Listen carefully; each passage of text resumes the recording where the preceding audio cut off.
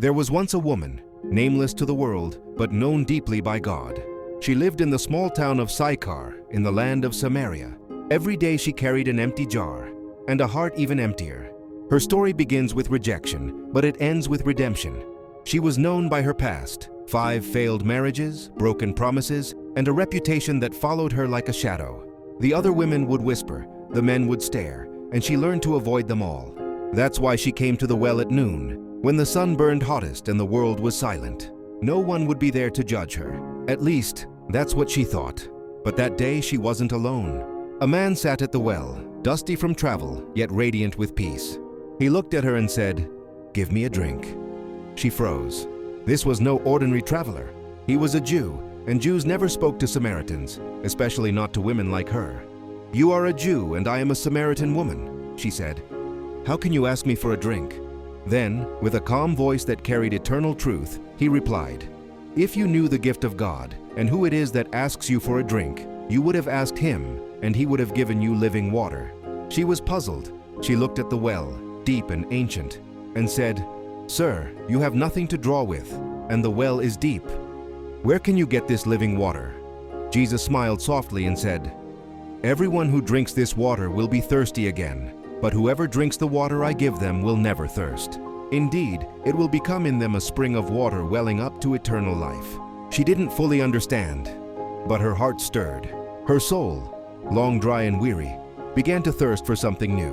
So she said, "Sir, give me this water so that I won't get thirsty and have to keep coming here." Then Jesus said words that pierced her soul.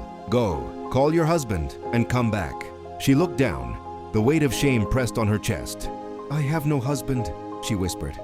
Jesus looked at her, not with judgment, but with truth and love, and said, "You are right when you say you have no husband.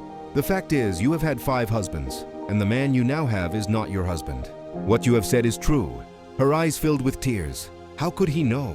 Who was this man who saw her brokenness, yet did not turn away? She said, trembling, "Sir, I can see that you are a prophet." But before she could hide behind religion or tradition, Jesus revealed the deepest truth of all.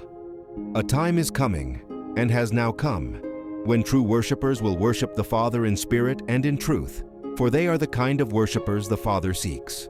Then she said, "I know that Messiah is coming.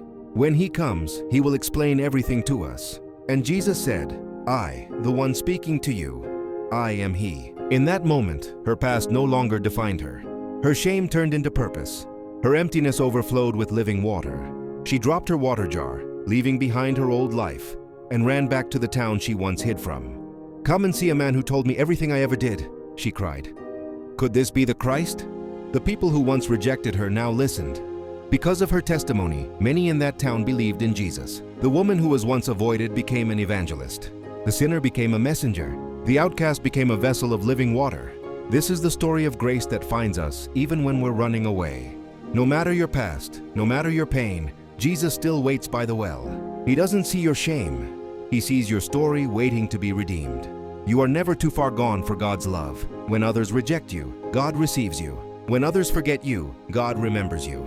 And when others label you, God renames you his child. If this story touched your heart, don't scroll away without hitting like. Share this message to inspire someone who needs hope. And subscribe to Bible Lesson Today, where every story brings you closer to the heart of God.